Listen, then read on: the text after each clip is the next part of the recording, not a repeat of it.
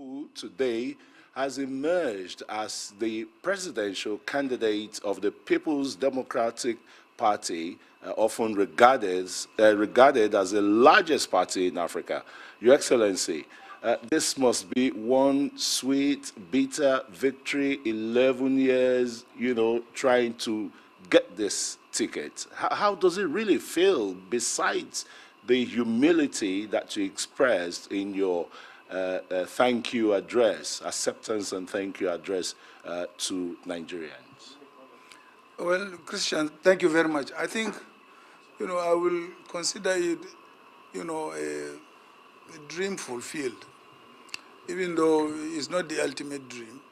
The ultimate dream is to be elected, to be president of the Federal Republic of Nigeria. But I think it is one step before, the final destination. So I think it's a very fulfilling exercise or ambition, so to say. And I really look forward to the challenges ahead, because I know the challenges ahead are quite enormous. And I look forward to that. And I am not a stranger to challenges in this country, particularly if you go through the political history of this country.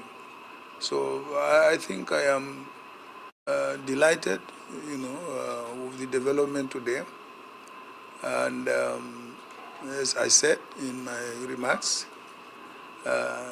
it was the most credible, electoral process within the party so far since the return of democracy in 1998. Your Excellency, like you noted, I mean, you're not new to challenges, you're not new to political battles.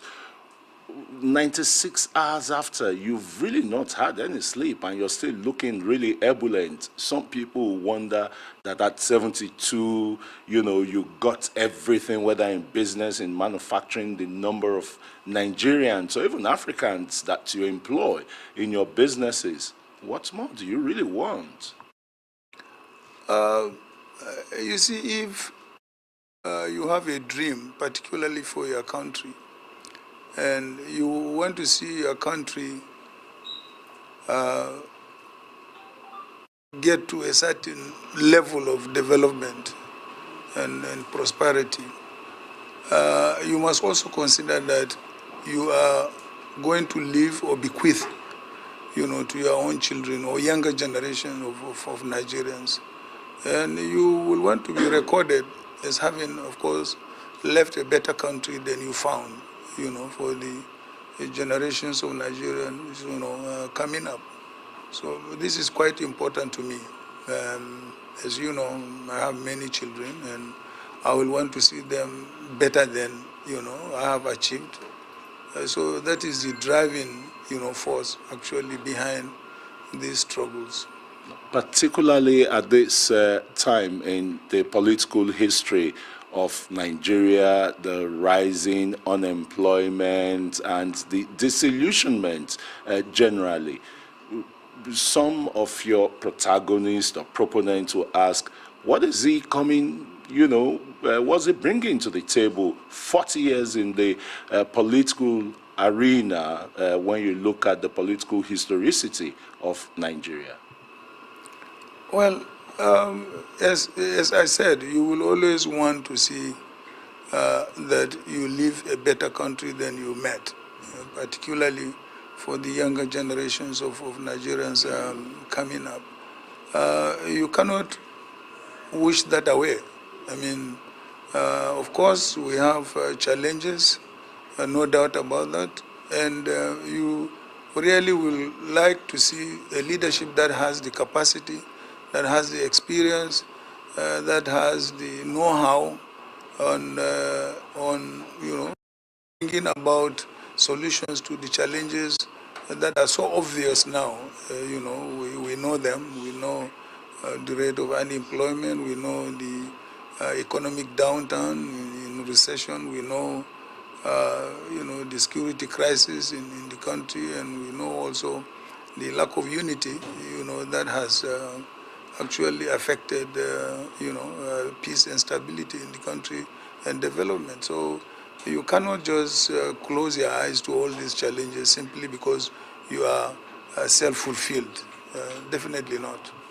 Your Excellency, your main slogan during your campaign within your party and to Nigerians, externalizing it, is to say that yes, Nigeria truly needs restructuring.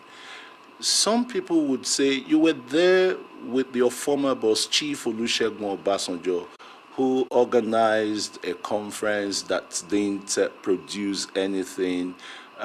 Your one or two of your predecessors, former President Goodluck Jonathan, organized the national conference as well.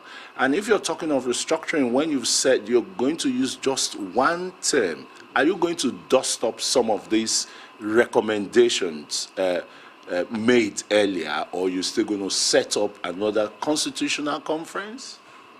I don't think it will be necessary for us to start with another constitutional conference.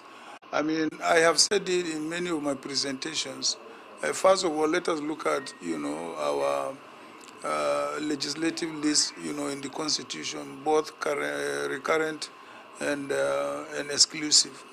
I believe it is going to be much, much easier to sit down with the states and also the National Assembly and say, look, I mean, all items under concurrent legislation can be, reverted to the states and local governments together with the resources that are normally budgeted for them, so that, you have less at the federal, level to do. And then after that, you can now begin to look at the list of items that are in the exclusive, legislative list and see which items would you, want, to devolve to the states and local governments or any groupings, the country may decide.